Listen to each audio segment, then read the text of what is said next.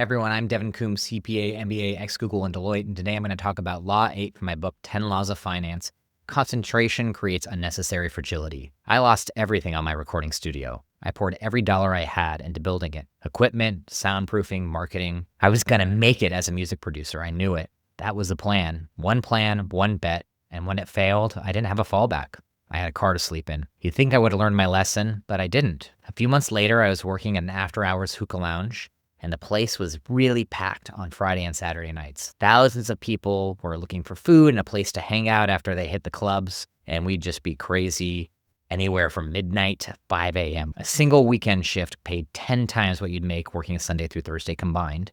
And I really needed those weekends. One Thursday, a manager called me an hour before shift and told me someone was sick and that I needed to come in. So I grabbed my skateboard at the time, skated 2 miles, caught a bus, and walked in the door 1 minute late. The manager wanted to make an example out of me. The next month, he pulled me off weekend shifts entirely. I told him what that would cost me. Not being able to afford college classes, more debt, and not making rent. He didn't care. The message was clear. My survival depended on one person's mood, and that person had just decided I needed to suffer. Half my income disappeared with a dry erase marker. I spent the next few weeks counting tips in the parking lot at midnight, stretching every dollar and applying anywhere that might give me some extra hours. Somewhere in that stretch, the lesson finally landed for me. I never wanted my life to depend on one person's decision again. Not one boss, not one client, not one company, not one skill, not one bet. That's when I started building differently. I started prioritizing having multiple ways to earn, learning broad skills that I could take with me after a job, and pivoted early and often. When I held 2 restaurant jobs and a tutoring gig, my income stayed steady even when one job was slow. Nothing about my effort changed. What changed was the structure of the risk. Specialization creates value, but over-specialization creates fragility. This may sound extreme, but think about how often we do this in our own lives. How many of you are now relying on the opinion of one manager during performance review seasons, knowing he can dictate your compensation, your promotion path? How many of you are waiting for one job offer to turn everything around or are hoping for one lucky break to finally afford a home? I learned this lesson counting quarters in a parking lot. A lot of people are learning it right now in a lot of ways that feel a lot more respectable, but hurt just as much. So what I advise everyone, if you're in that situation, is to become an expert, not dependent. Most of us were raised to believe success is at the end of a narrow road. Specialize, become an expert, attend one good college, choose one degree in one field, then go get a job where you specialize even further. The deeper you go, the more valuable you become.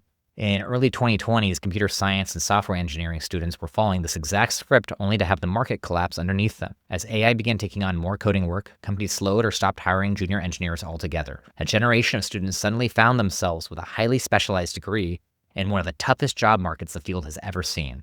Their value was real, but their risk of not diversifying was greater. Compare someone earning 2 separate incomes of $30,000 to someone earning one salary of $60,000. On paper, they make the same. Technically, the risk profile is completely different. If one income disappears, the first person still earns $30,000 and has breathing room to adjust. The second person drops straight to zero. You might be thinking, Devon, I have a secure job in a stable industry.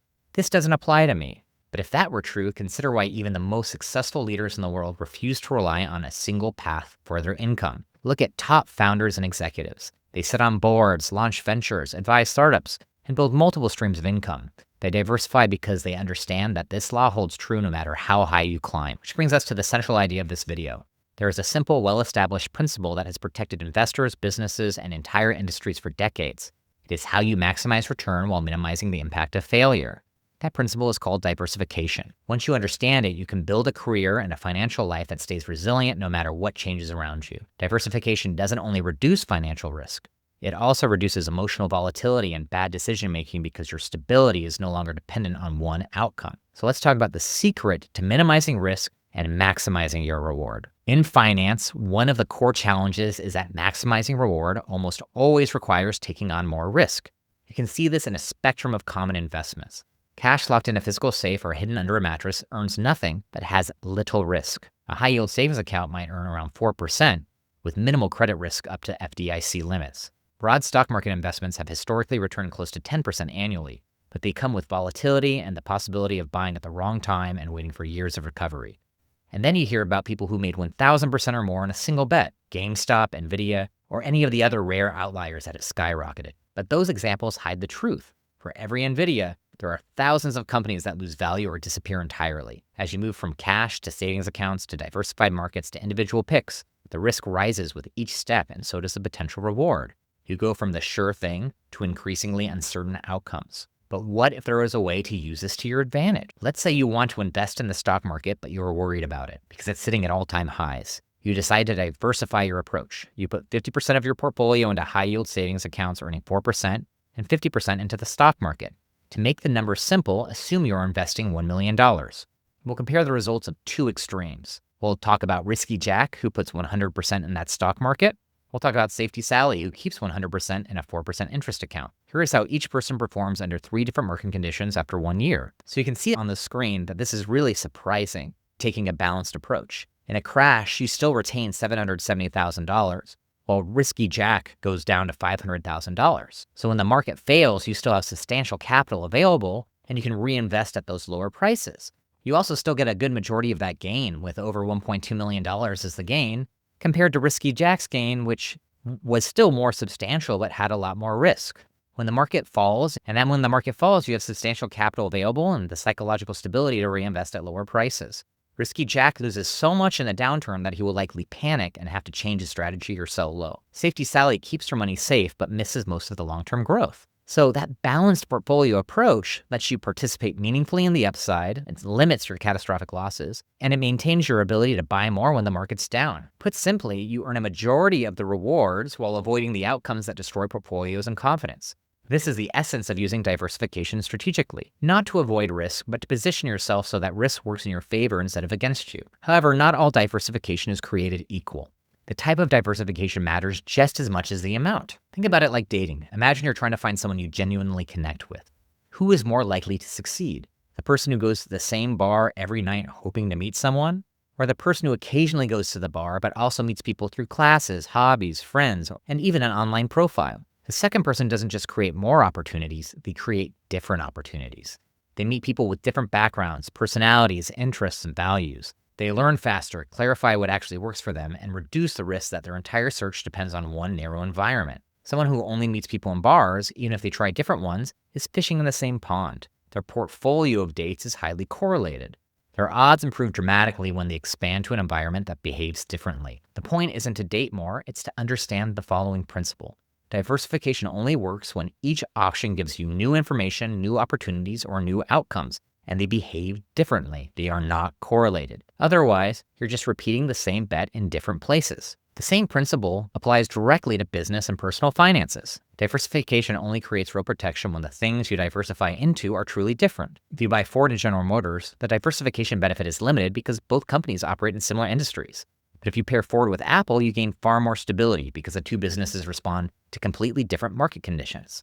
The logic is identical in business strategy. A company with a single product line does not meaningfully diversify by creating a slight variation of the same product. The risk remains concentrated. If the company expands into an adjacent but distinct area, such as services, education, or support offerings, the overall business becomes far more resilient to risk. Take a plant shop. Adding another type of plant to the shop's inventory does almost nothing to diversify the business. However, offering gardening services, teaching workshops, providing plant care consultation creates new income streams that are not dependent on daily foot traffic or seasonal trends. Those additional revenue lines are what create true diversification and optimize the risk and return balance. Diversification offers benefits on its own, but those benefits multiply when you follow the following simple rules. I like to call these rules the 3 rules of diversification. First, you invest in categories that behave differently. Think Ford and Apple instead of Ford and General Motors. Second, you increase the number of uncorrelated investments up to a reasonable point. So having 2 is good, but maybe do 5 or 10. And then third, always maintain a portion of your capital in risk-free or limited risk investments like money market funds, bonds, or high-yield savings accounts. Let me give you an example from my personal life. When I finally had 2 restaurant jobs and a tutoring gig, I was following all 3 of these rules without knowing the theory.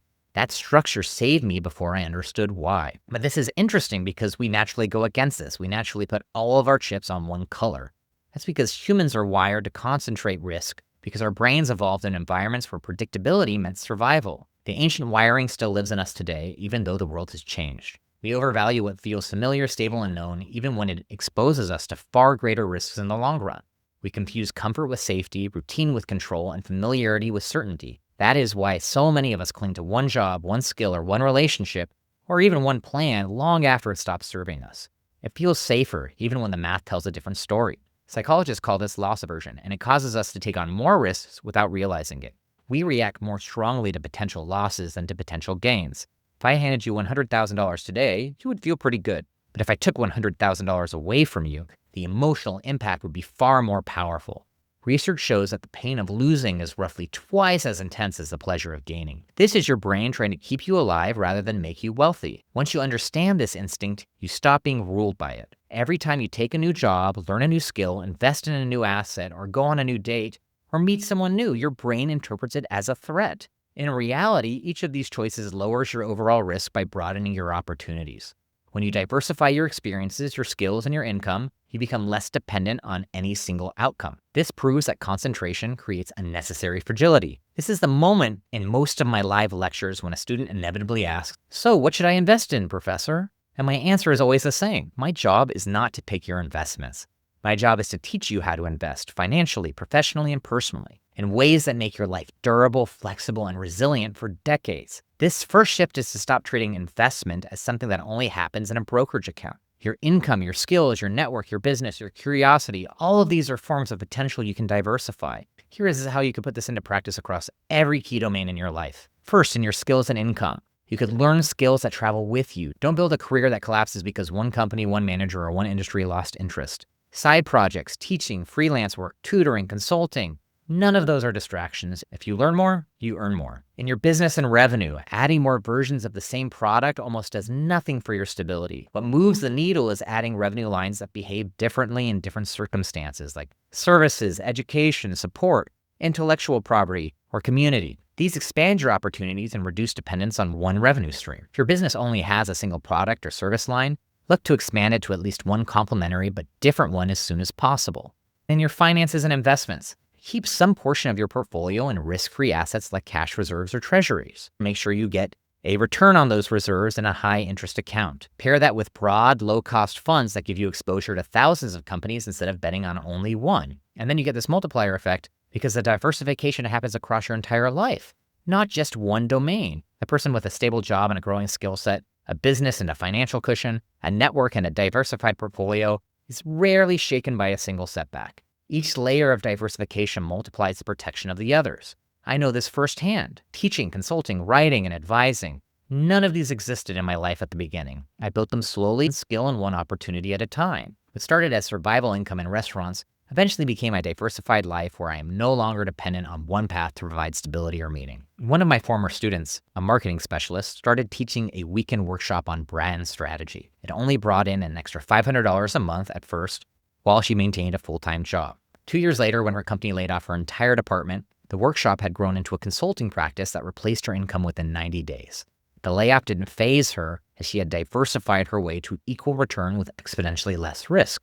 Many of her undiversified colleagues desperately looked for any job they could find, often for pay cuts or worse working conditions. So concentration really does create unnecessary fragility. When you diversify what you can do, how you earn, who you serve, and what you're building, you stop waiting for one lucky break to save you. You create dozens of small, compounding chances to succeed.